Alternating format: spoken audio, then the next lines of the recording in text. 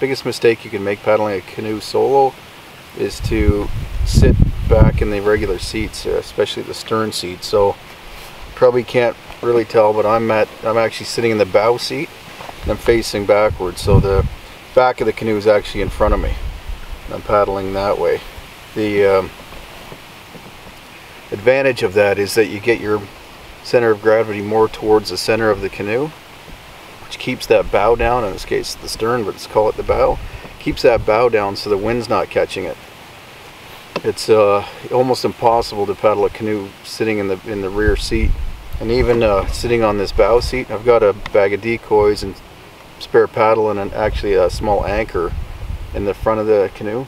The other major reason that you sit in the bow seat facing backwards solo, or you actually kneel at the center of the canoe ideally, is so that the center of gravity laterally is more balanced. If you I don't know if you've seen that picture of me with that big red chestnut canoe. It's a 17.5-foot canoe, and I was paddling it solo from the center of the canoe like you're supposed to do, with a nice heel, nice lean.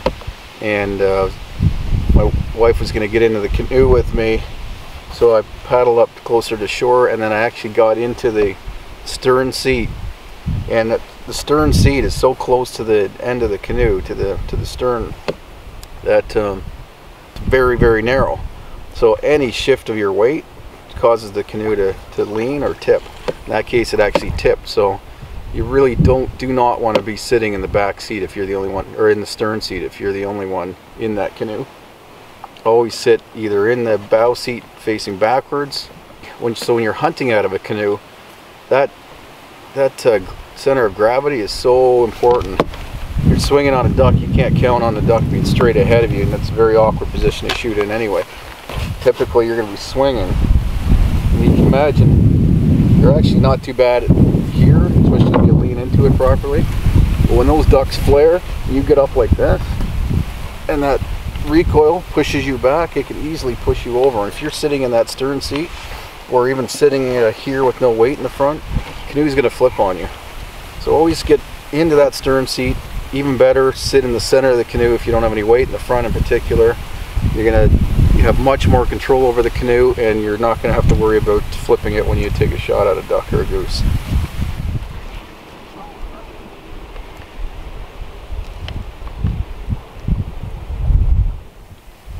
A couple of mallards flying here, but they went off the river up ahead of me and got up pretty high pretty quickly. So it's challenging on a river this wide, because you don't, by the time they round a bend, the ducks are on the outside bends typically, so they can keep an eye out, and by the time I see them, they're coming off the water and they're typically out of range still.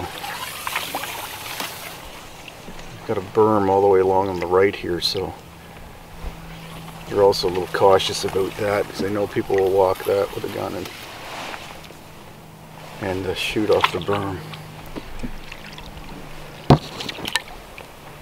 Expect a little bit more luck to get out closer to the bigger wide open bay and sneak in through some reeds and behind some little islands and stuff. Hopefully I can get close enough to get a shot, or I've got a bag of decoys here.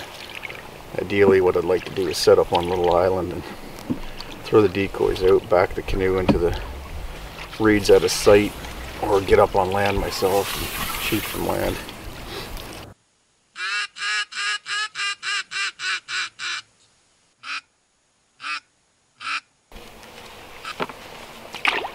I was initially excited by my prospects today with the forecast. It's supposed to be high, strong winds of like 40 kilometers an hour, and showers and flurries, 60 or 70% chance.